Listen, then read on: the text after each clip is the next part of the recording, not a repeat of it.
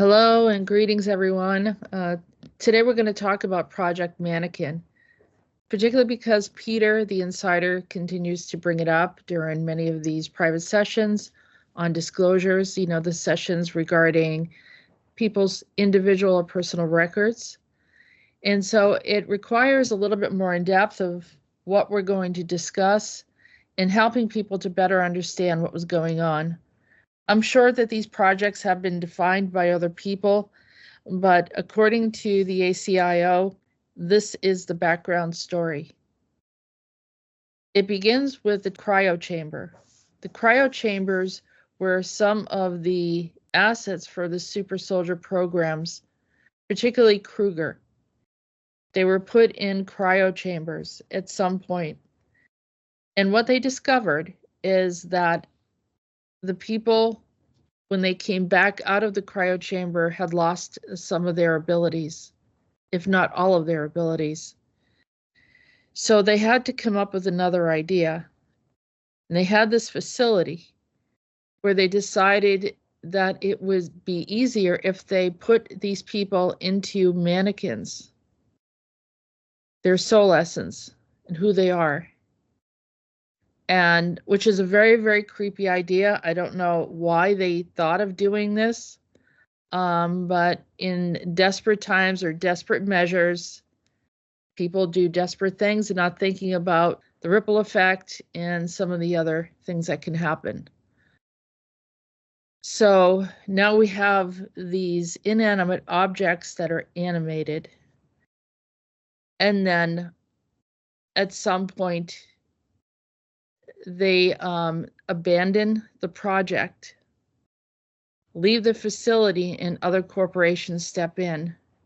And then it goes into another direction where now the souls are being taken and put into dogs. And so that will go into Project Camelot.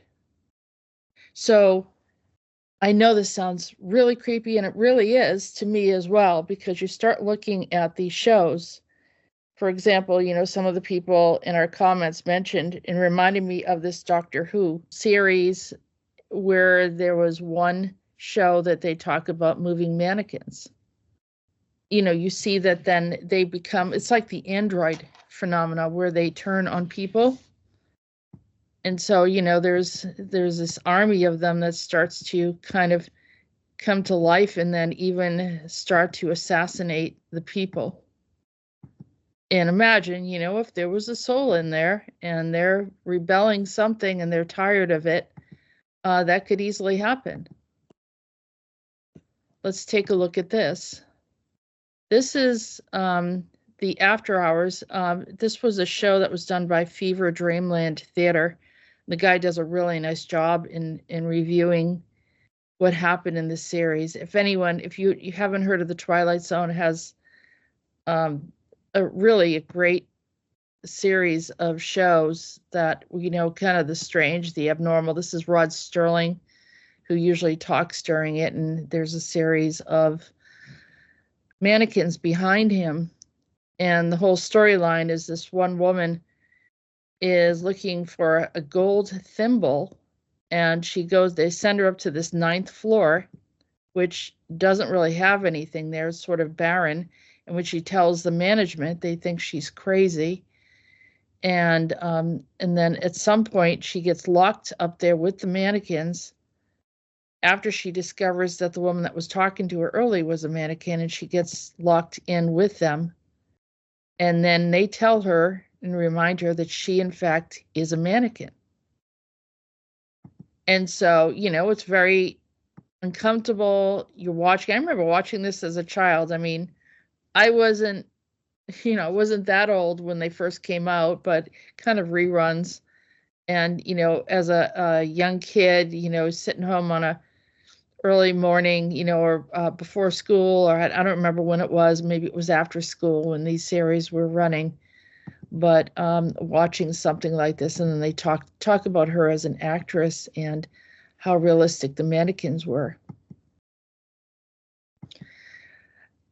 So that was the Twilight Zone, and then they go into this show called Star Trek Deep Space, which sort of did a remake of it according to the gentleman that created this video. And instead of looking for a thimble, of all things, she's looking for something that's called the cornfield doll, which in essence is a Cabbage Patch doll. And we just talked about that, this whole phenomena of the Cabbage Patch dolls being brought in that were really humans. There were kind of a replica humans, but lived amongst us as being born out of some kind of plant. And this was something that was brought up a lot in the late 1800s, and these weird postcards and everything. And we will, give you a link to one of those videos where you can see that. And we talk a bit about the Cabbage Patch doll phenomenon. Then it goes into like how there was, I think, some cartoons regarding the series. And then, of course, this movie, which many people usually think of because it was more recent, is a movie called Mannequin. And I think it was, I don't know, it was the 1980s, or many of you would be familiar with it. I remember watching it. And that's the end of that one. You can look that up really quick. 1987. So this is about a young artist searching for his vocation, makes a mannequin so perfect he falls in love with it. Finding the mannequin in a store window, he gets a job there, and his creation comes to life. That is also very similar to the story of Pygmalion. According to Ovid, when Pygmalion saw the Prototypides of Cyprus practicing prostitution, he began detesting the faults beyond measure which nature has given in woman. He determined to remain celibate and to occupy himself with sculpting. He made a sculpture of a woman that he found so perfect he fell in love with it. Pygmalion kisses and fondles the sculpture, brings it various gifts, and creates a sumptuous bed for it. In time, Aphrodite's festival day came, and Pygmalion made offerings to the altar of Aphrodite. There, too afraid to admit his desire, he quietly wished for a bride with whom to be the living likeness of my ivory girl. And when he returned home, he kissed his ivory statue and found that its lips left warmth. He kissed it again and found that the ivory had lost its hardness. Aphrodite had granted Pygmalion's wish. So here, it's not a mannequin, but a statue that comes to life.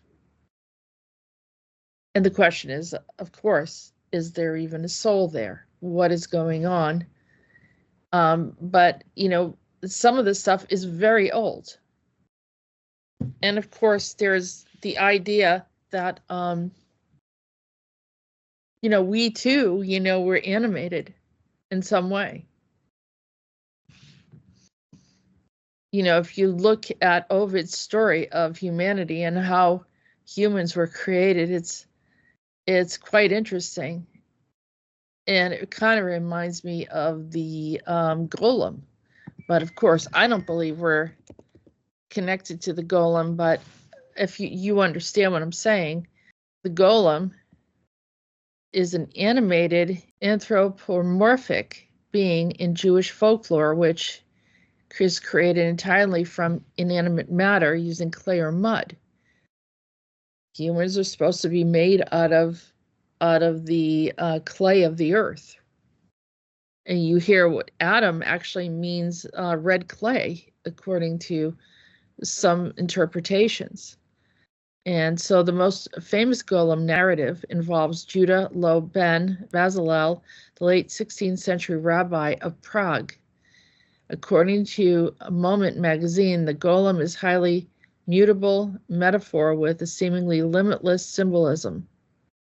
And there's a huge golem that is in Prague. It was created for the film The Emperor and the Golem. So that was Doctor Who, The Twilight Zone, The Golem, the story Mannequin, Pygmalion. I also want to mention Westworld. This is the original one, not the more recent one, but essentially the storyline is that these inanimate objects come to life, and likewise they're roaming around and they're creating fantasies for humans that want to go to this location. But essentially they're androids or mannequins, if you want to call it that, but they seem to, just like computers, start to become more sentient or have an awareness, or could they actually have an actual soul inside of them? And so that's where it becomes very uncomfortable. Now, the darker side comes in with the more recent series called A.M.I. And A.M.I stands for Artificial Machine Intelligence. A 17-year-old girl forms a codependent relationship with an artificial intelligence on her phone and goes on a murderous rampage. Well, technically, she's not a mannequin, but the name A.M.I keeps coming up, and it does make me wonder if there isn't a connection to this artificial intelligence that is overriding and also manipulating or creating hive minds regarding part of this Project Mannequin, or connected to this as well. And if you're squeamish, this is not the right movie for you. It definitely has a kind of scary element to it. Now, this too is a real life story. It's an investigation of decades after thousands of bones that were found in the woods behind Fox Hollow Farms. And by using new DNA technology, they worked to identify the human remains, bringing closure to victims' families. The story is it's related to this serial killer who goes to gay bars, brings people back home, but what's very strange is there are these mannequins standing around a pool, and it's part of a stage that he creates using these inanimate objects that are very likely communicating with him. I mean, we don't really get that information, and to be honest with you, I have not watched it yet, but when people start to use inanimate objects, they become a vessel for something else, or they are originally a vessel for something, and that's why the people get into this state of mind where they're not thinking rationally. But going back to Project Mannequin, are the souls in some of these mannequins that are creating a form of mayhem or some of these strange situations that are occurring, like this serial killer situation. And as I said, there were thousands of bones. I don't know if they figured out how many people actually died there. It became like a killing field. The last movie is called Maniac, and this is a story about this guy. I mean, the person that plays the main character is Elijah Wood, and if you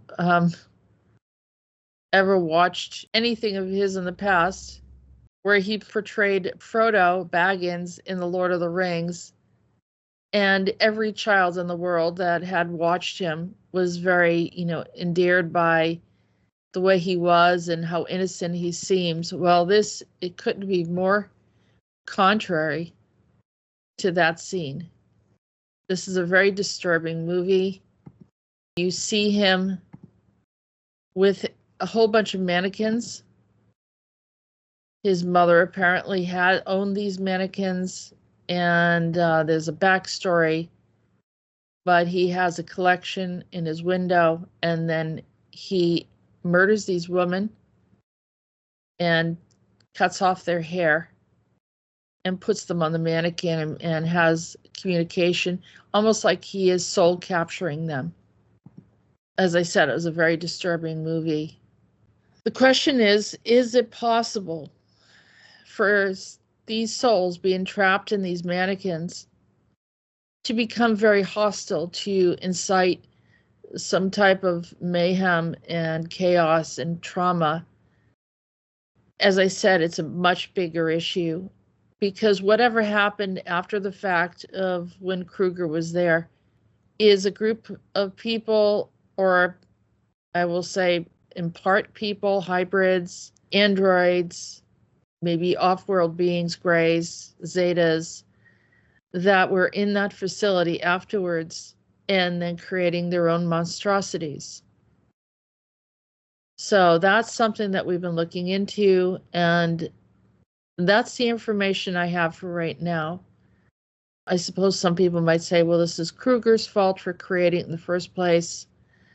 I think in the effort to try to save some of the assets, sometimes you make a decision that turns out to be a bad decision, or maybe it does solve the problem, but as I said, there's always copycats for the nefarious. Just like any type of technology, anything that's advanced can be used for the good or the bad, and that's where we're at right now.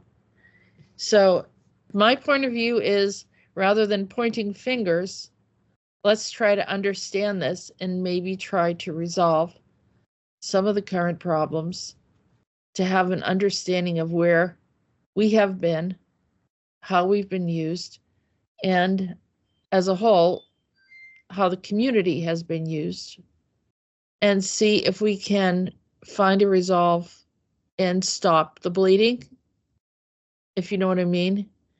Let's try to fix whatever we can regarding these projects. So with that said, thank you for listening. I know this is a little bit somber, but it needed to be discussed, and maybe in time, Peter will help us shed more light on it. Thank you for listening, and have a good day.